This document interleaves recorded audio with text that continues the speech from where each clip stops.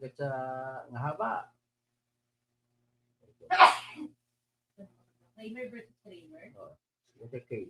Magandang umaga po, no? Sa lahat ng mga kaibigan ko, sa lahat ng mga sumusuporta sa kabutihan, katarungan, katotohanan, ito pong inyong kakampi at walang iba kundi si Dr. Engineer Toto Bunyog Kausin. Ang ating pong talakanin ngayon ay patungkol po kay sikat na abogado na si Attorney Harry Roque. At ang specific na topic natin pag-uusapan ay ano kaya mangyari sa kanya. Kasi kung matandaan ninyo, pinalabasan siya ng contempt order ng House of Representatives Quad Committee.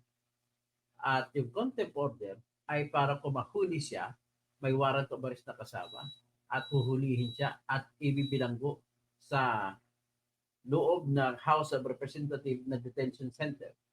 At mamalagi siya doon kung hanggat sa hindi siya magbibigay ng mga dokumento na hiningi sa kanya ng Quad Committee, particular na si Congresswoman Attorney Jinky Jerbel Beatrix Luistro.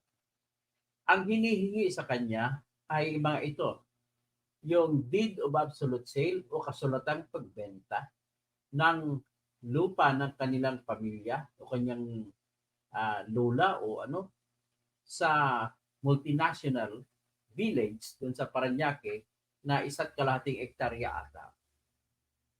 Kasi ang pagkatapos, yung mga iba pang papel na may kinalaman sa pagbebenta at iba pang papel na kung dahil sa dyan daw, sabi ni Harry Roque, dyan niya kinuha sa pagbebenta na almost 150 million ang ginamit niya na pambili ng lupa doon sa Barangay Biaan, Mariveles, Bulacan, Bataan.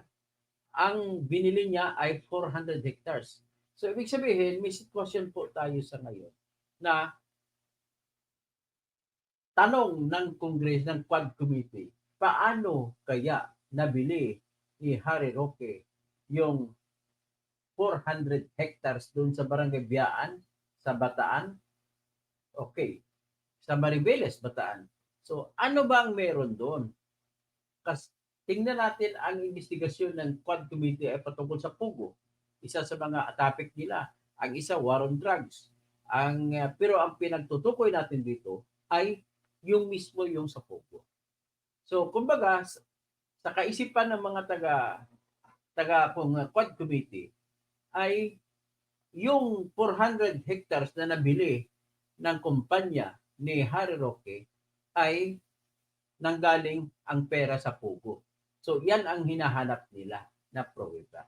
So, ngayon, because of that, kailanganin nila ni Attorney Jinky Luistro ang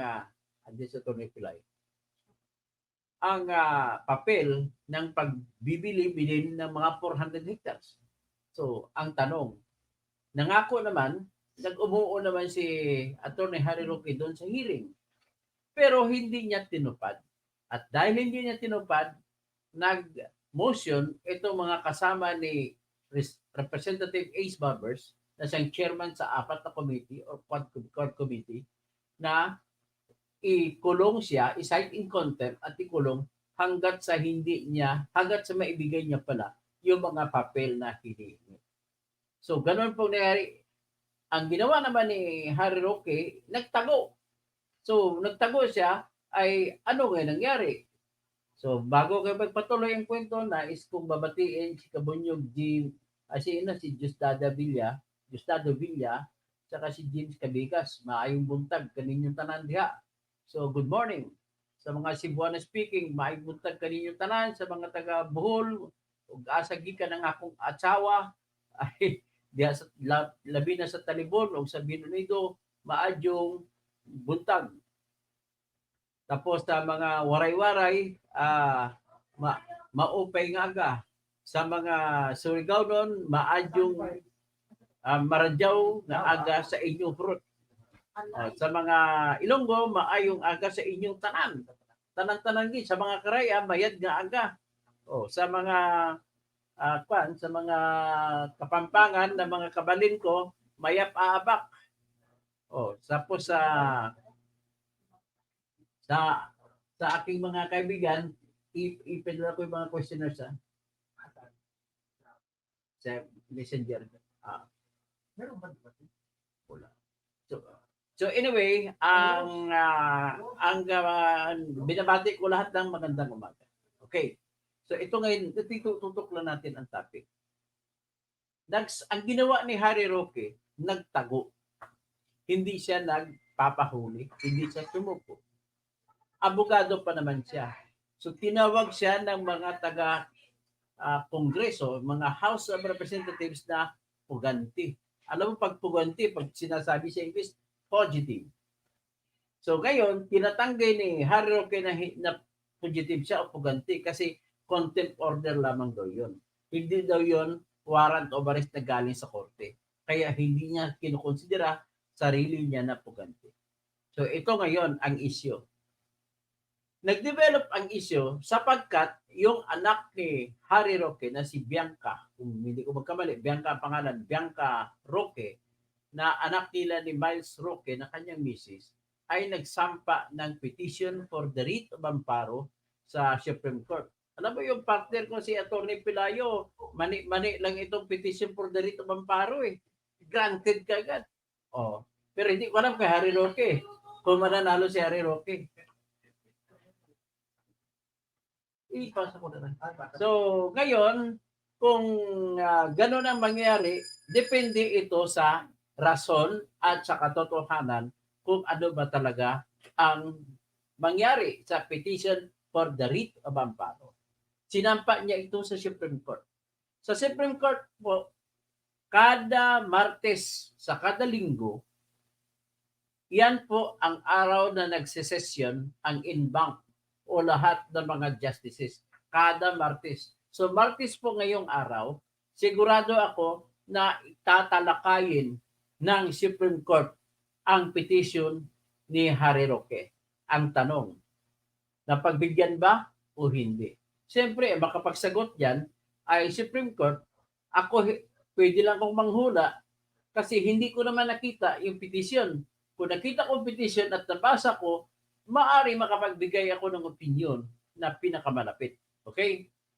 Pero ayon sa nakalap nating mga pangyayari, yun lamang sinabi ko, base naman sa balita na humihingi ng tulong si Harry Roque mula sa Supreme Court na patigilin ang House of Representatives Quad Committee sa pag-aresto sa kanya at ang ayon sa kanya ay abuso na ang ginagawa ng Quad Committee ng House of Representatives sa pagpalabas ng warrant of arrest laban sa kanya ng dahil lamang sa hindi niya ibinigay ang mga papel na hiningi. Ano ba yung mga papel na yun?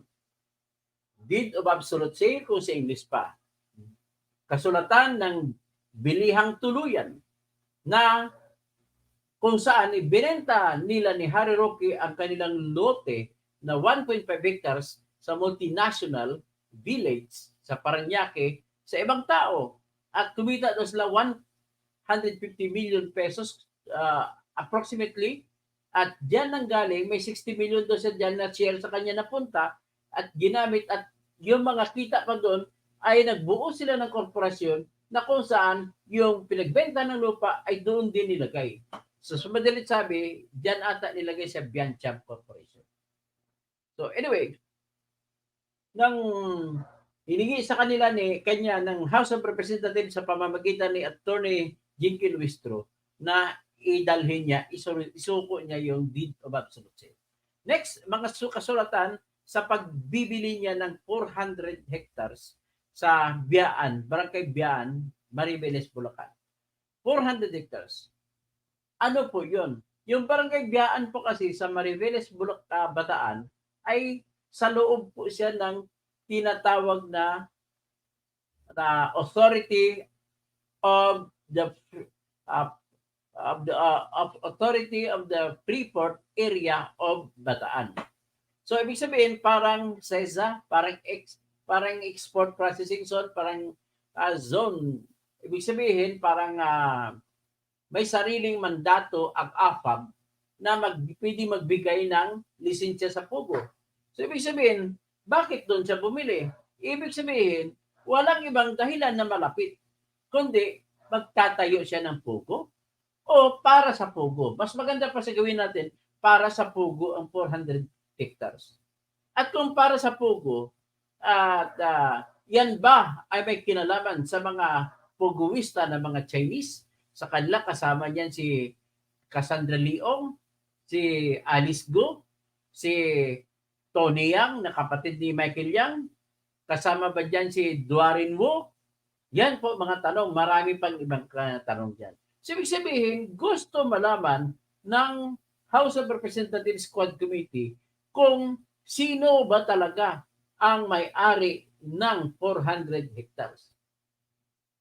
Nakalagay naman kasi korporasyon. Pero siyempre, may tinatawag kami na dalawang uri ng pag-ari na may-ari. May-ari sa pangalan. Pero totoong may-ari, nagtatago, yun ang tinatawag naming beneficial owner. So, sino bang beneficial owner? Gusto lang i-discover. At kung Pogo naman yan, siyempre, pwede nilang gamitin sa kanilang ipapasa ng batas na kung ano man ang batas ang gagamitin nila. Gagawin nila ng House of Representatives.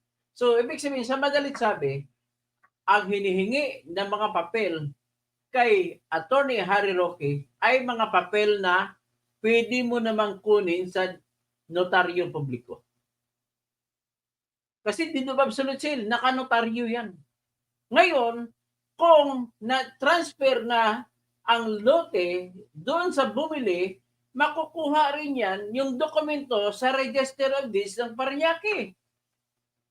Di ba? So, ngayon, kung ginamit ang pera, ang hindi lang makukuha, yung pera, yung bangko, kasi mayroong bank secrecy law. Okay, so at least nakuha mo na ngayon, ang deed of absolute sale, nakalagay ang presyo kung magkano.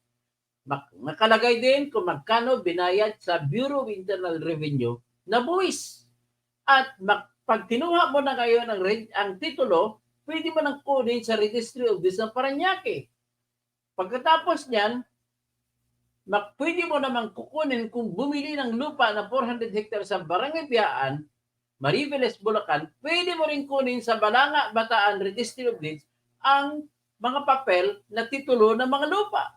Pati yung deed of absolute sale ng mga lupa.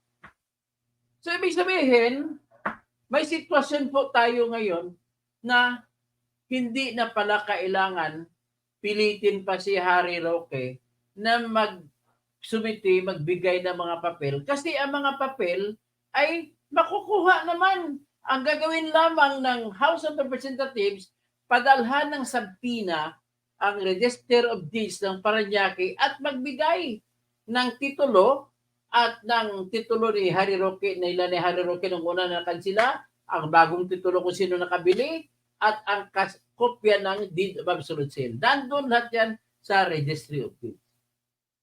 Next, yung mga lupa naman na 400 hectares, andun din yan sa Registry of Deeds sa Balanga, Bataan. Pwede ko kunin isang pina lang.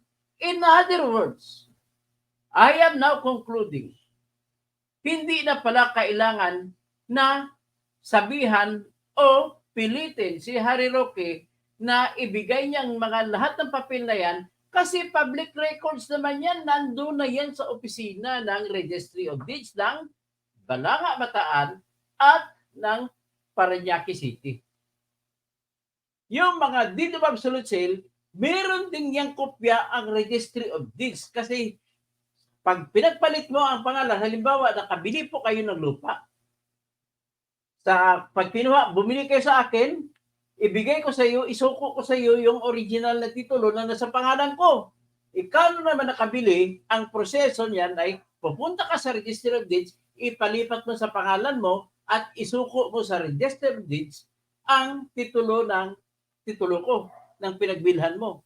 At pag nasuko na, kakansilahin ngayon ng Register of Deeds Pero bago ka kansilahin, magtatanong, ano ang pruweba mo na dapat nating ikansela to? Eh, sir, meron po akong deed of absolute sale ito. Kaya, ang register of deeds natin ay merong kopya rin ng deed of absolute sale. Klaro? Kung gano'n naman kailangan nyo kay Harry Roque, ibig sabihin, hindi na kailangan na aristuhin pa si Harry Roque. Anong ibig sabihin? Wala, hindi ko kinakampihan si Harry Roque, kundi nilalatag ko lamang dito ang batas. So, ibig sabihin, walang dahilan ang House of Representatives para magpalabas ng warrant of arrest at contempt. Sapagkat kung iyon lamang ang kailangan nila, wala silang ibang gagawin kundi sulatan o mag-issue ng subpoena sa Register of Deeds ng Balanga at Register of Deeds ng Parañaque at hingiin nila ang lahat ng papel. So, ibig sabihin, kung ako tanungin mo, ay nag-abuso ang House of Representatives. Yan ay sa unang tingin ko lang yan. Hindi ko naman nasasabi kung tama ako o hindi. Pero kung yan ang papel ng hinihingi nila, abuso na. Abuso de Quad Committee. Yan lang masasabi ko. Hindi ko alam kung anong argumento ni Harry Roque. Hindi ko naman nabasa ang kanyang petition. Well, sa wala, hindi naman ako nagmamayabang, lahat po ng writ of amparo na sinampa ko sa Supreme Court, granted. Ganun po. Ang pinakahuling writ of amparo na sinampa namin para sa isang retirado na jail officer sa Bacolod. Ang kanyang kaso, banggitin ko na, total, nabanggit naman ito si Joby Vargas. Retirado siya sa Bureau of Jail Management and Penology dyan sa Bacolod City Jail. Ang nangyari, nung nagretiro sa September 1, 2016, akala niya okay na. Yun pala, ang kanyang anak na si Jason Joby Vargas na pumasok din sa BJMP bilang Jail Officer 1 ay inambos. Inambos siya noong April 6, kung di ako nagkamali, 2019. Pagkatapos, nagmamaniho siya ng strada na pula. Okay.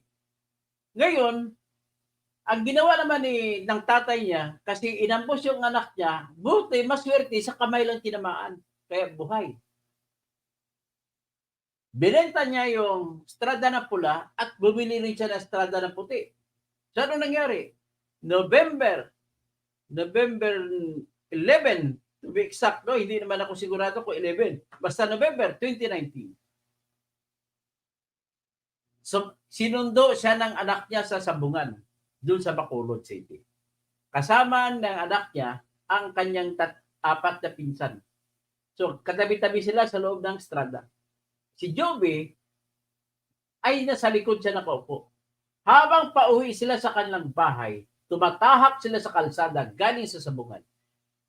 Napansin ni Joby, kinuwento na sa akin, may sumusunod sa kanila na mga riding in tandem na nakamotor, siguro mga 3, tapos may nakasunod na mga 2 mga SUV, at nung naglampasan sila, binanatan sila paputok. Mahigit na 90 na basiyo ng bala ang nakuha ng suko sa ambush site.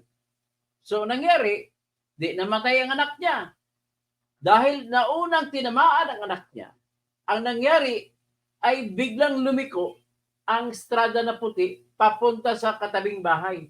Mabuti na lang, yung katabing bahay, mayroong garahe, doon mismo shoot ang puti na strada.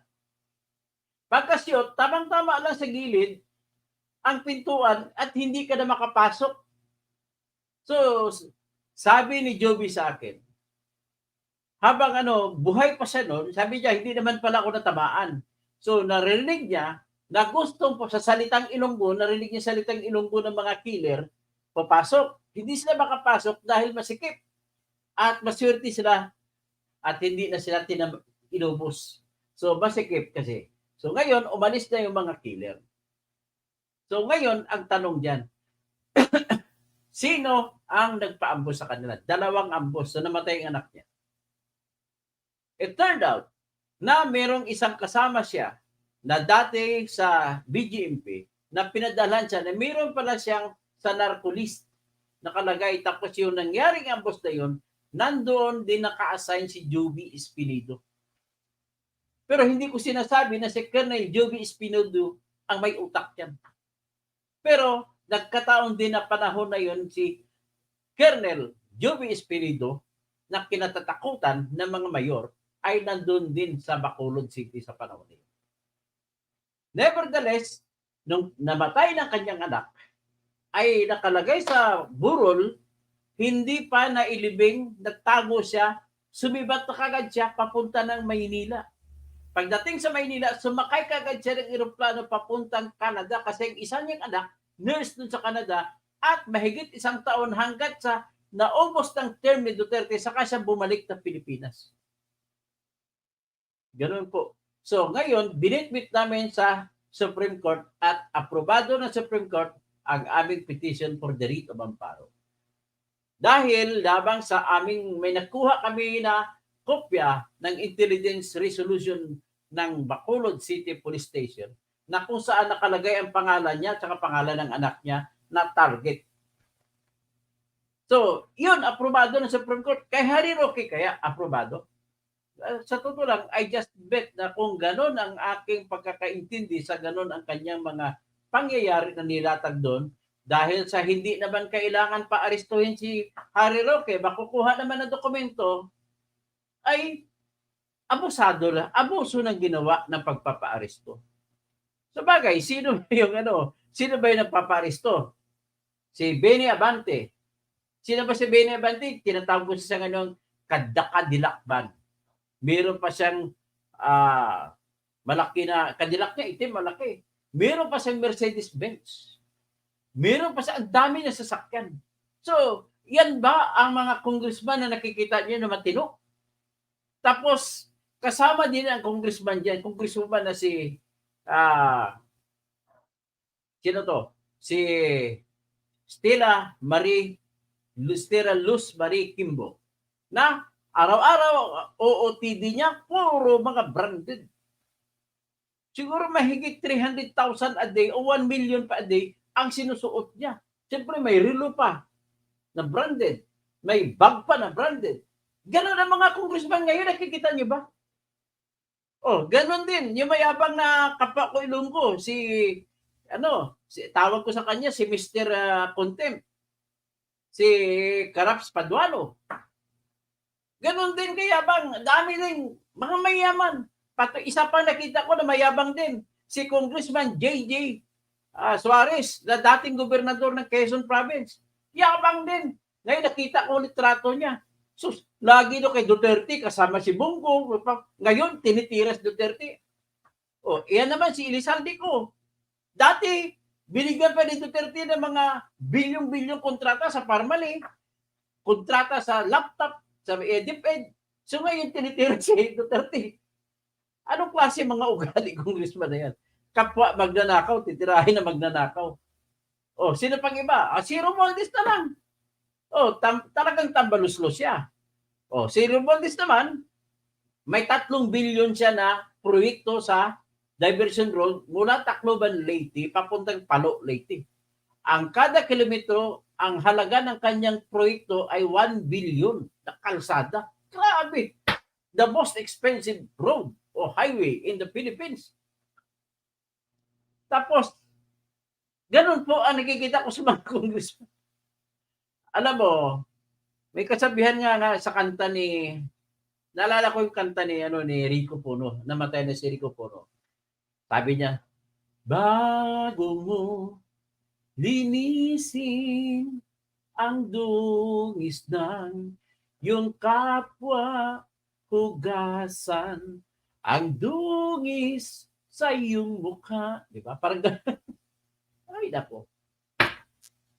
Kaya, ito ngayon ang nakikita ko. So, ang prediction ko lang, hindi ko naman kinakampiyan si Harry Roque, pero ang prediction ko, mabibigyan ngayong araw ang writ of amparo pabor para kay Harry Roque. Yan ang aking ano dyan. Wala, hindi ko kakampen si Harry Roque. Pero kailangan talaga mausisa at makuha na sa Register of Deeds ang lahat ng mga papel para malaman kung paano siya nagkaroon ng 400 hectares dyan sa Barangay Biaan, Maribeles, Bulacan.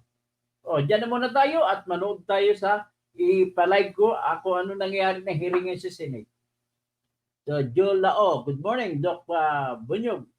Senator, katotohanan, Buena Valverong Carta, Disbar Roque, now ASAP. O, dapat masampahan ng kaso ni Disbar Mitzi Roque.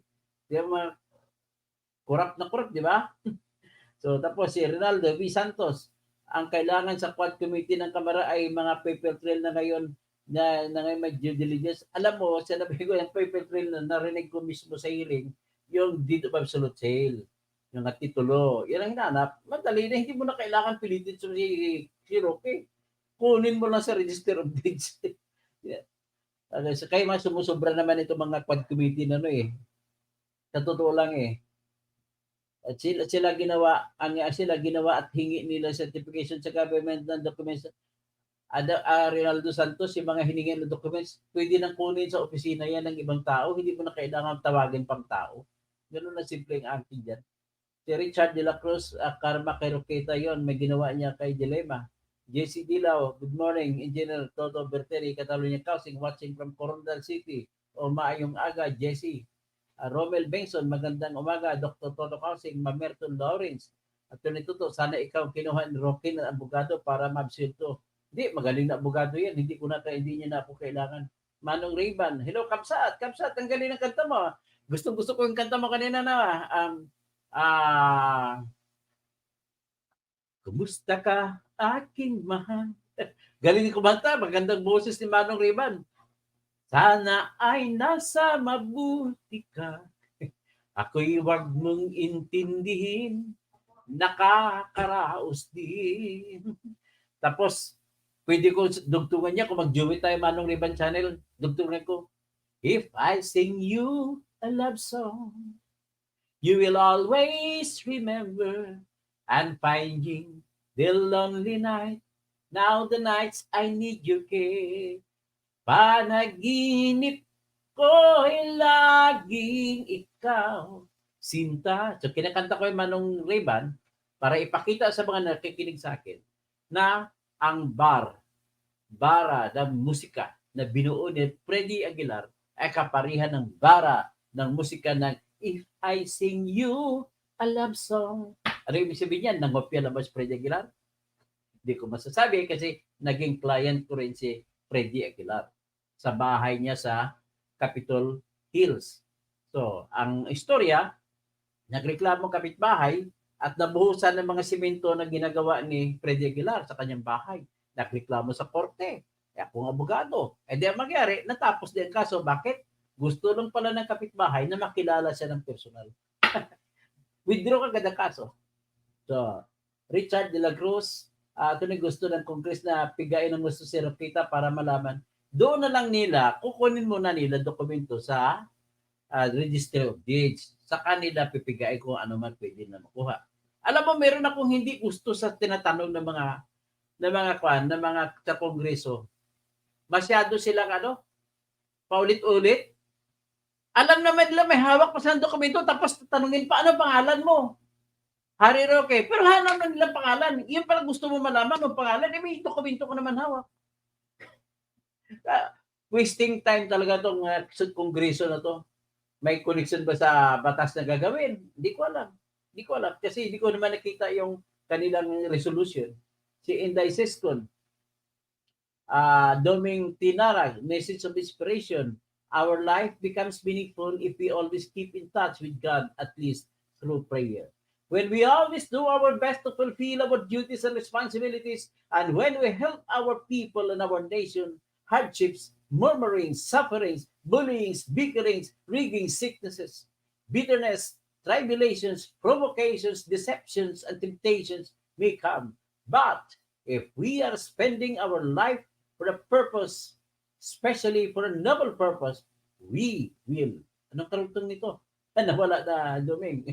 Ganda. Hindi ko alam kung biblical ba yung sinabi mo o ginawa mo yan. Pero magaling kasulat, ha? Neatly written. Inday Siscon, good morning. Emmanuel Chan, good day. Eric Enrico Valdicantos, kapatid to ni June Valdicantos na aking barkada. So, good morning. Watching from Bulacan, sa Pulong Buhangin. Socorro Lozinio, maayong buntag kanimo. So, Lorenzo Mercurio, Socorro Lozinio, James Cabigas, magandang umaga po sa inyong lahat, no? Dado Villa pa pala. Okay. So, next is, what shall we do when we all go out? Saan ba po? So, dito na lang, ha? At magandang umaga kung saan ka man nagtatago. Hari Roque, kung saan ka man nagtatago, pakita ka na. Kung ikaw ay tao, magpakita ka na. Mas maganda, sumuko ka at doon mo ipakita na ikaw ay lalaki. Ganun lang ang pakiusap ko sa iyo. Total, tingin ko naman mananalo ka naman sa petition mo eh. Para mapahiya mo sila lalo. Di ba? Di ba, Mr. Roque? Sabi nga ang pangalan ni Alice Go na totoo ay Go Hua Peng. Tapos, ang pangalan naman ni Harry Roque na alias ay Guwaping. So, Christopher Malabo, ka mananalo sa style mo. Bahala na kung huwag mo ko iboto. Bakit mo? Huwag ka makinig sa akin. Di ba, Christops, kung sino man ka, hindi kita kilala. Pero kung gano'n sabihin mo, hindi po ako si Doc Willie Ong na may stress. Ricardo Aban, go, Dr. Todo, just being honest and being transparent vlogger is not a joke. One of a kind po kayo. Salamat po. So, si Iwata naman sa Japan, good day, Engineer Toto. Tapos, Reacts, good morning. Tapos si Federico Pupanis. So, may kasama ako ng mga si Atty. Pupanis noon, nakasabay ko sa court martial. Galing na abogado yun. Romel Bingson, katotohanan, Asan Fran, Rolando, tapos Ronnie Bueno Balbiran Carta. So, yan na muna ang ating gagawin. Hanggang dyan na lang, ha? So, magandang umaga, Harry Roque, at abangan nyo, manood tayo ng live ngayon sa Senate hearing. At, pakiusap lang, kung may advertisements, mga replay, huwag nyo naman nyo i-stop yung inyong skip ang ads para makatulong kayo sa akin. At, kung marami pa kayong mga pera, please naman, ay mag-join kayo sa aking channel, membership chat. At, siyempre, pag masobra pang pera nyo, bigyan nyo ako pang kampanya ko po. Yan na po, hanggang dyan lang tayo.